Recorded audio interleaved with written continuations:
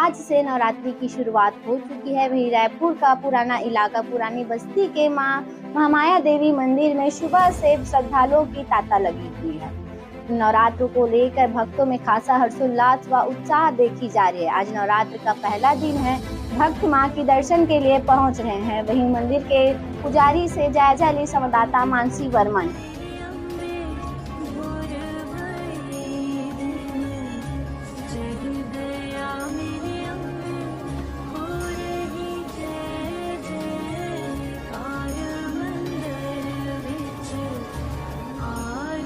नमस्कार, मैं मानसी। सबसे पहले आप सभी दर्शकों को नवरात्र की हार्दिक शुभकामनाएं। हम अभी पहुंचे हुए हैं रायपुर के पुरानी बस्ती मां महामाया देवी मंदिर में। आज नवरात्र का पहला दिन है और सुबह से ही मां के मंदिर में भक्तों की तांता लगी हुई है। दूर दूर से लोग मां के दर्शन के लिए पहुंच रहे हैं। वहीं नवरात्र को लेकर श्रद्धालुओं में खासा हर्षोल्लास और उत्साह व उमंग है। वहीं 9 दिन नवरात्रि में शहरों में और चौक चौराहों में मां के उत्साह और साथ ही रौनकता दिखाई देगी। विगत दिनों पूर्व से ही मां के मंदिर में जोरों शोरों से तैयारी चल रही थी। हम सीधे बात करेंगे पंडित जी से बात करते हैं। प्रणाम पंडित जी, सबसे पहले आपको नवरात्र की हार्दिक शुभकामनाएं। आपके समस्त श्रद्धालु, आपके दर्शकों को बहुत बहुत शुभकामनाएं। इस नवरात्रि पर्व में भगवती महामाया की कृपा समस्त जनों के ऊपर बरसती रही, यही मंगल कामना करते हैं। पंडित जी, आज नवरात्र का पहला दिन है, इसको लेकर आप सबसे पहले क्या कहेंगे? जैसे कि शक्ति आराधना का महापर्व, यह नवरात्रि की विशेष जो है भक्ति की श्रद्धा की जो है ओत प्रोत से कृपा सब तरफ झलकती रहती है। जितने सिद्ध पीठ हैं, शक्ति पीठ हैं, देवी मंदिरों में बड़ी श्रद्धा से लोग ज्योति जलवाने के लिए आते हैं।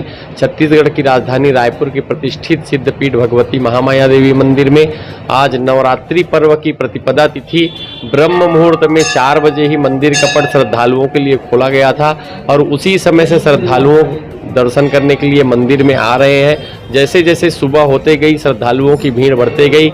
सुबह की आरती हुई है, उसके बाद से जो भीड़ चल रही है, प्रतिपदा को माँ भगवती महामाया शमलेश्वरी की प्रथमम शैलपुत्री के रूप में आज श्रृंगार दर्शन प्राप्त किया जा रहा है।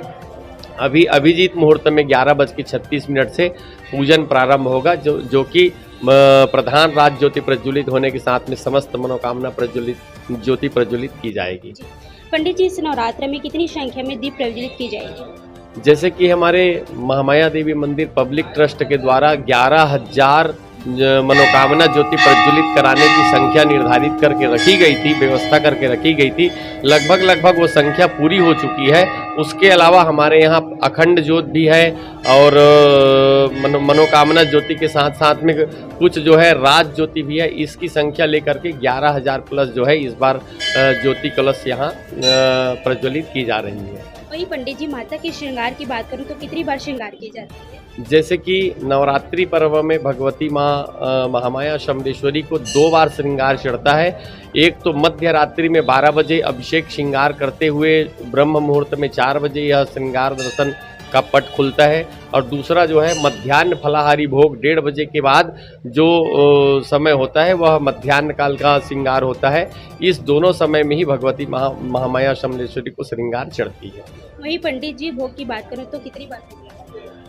नवरात्रि पर्व में केवल फलाहारी भोग लगता है, वह भी मध्याह्न आरती 12:30 बजे के बाद एक ही बार भोग लगता है और बाकी अन्य दिनों में हर प्रकार के व्यंजन की भोग लगती है, लेकिन नवरात्रि पर्व में विशेष करके फलाहारी भोग ही चढ़ाया जाता है।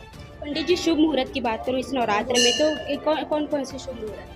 जैसे कि नवरात्रि पर्व अपने आप में एक शुभ संयोग के साथ में आती है, जिसमें 9 दिन पर्यंत जो है माँ भगवती की पूजा विशेष करके कामना की जाती है।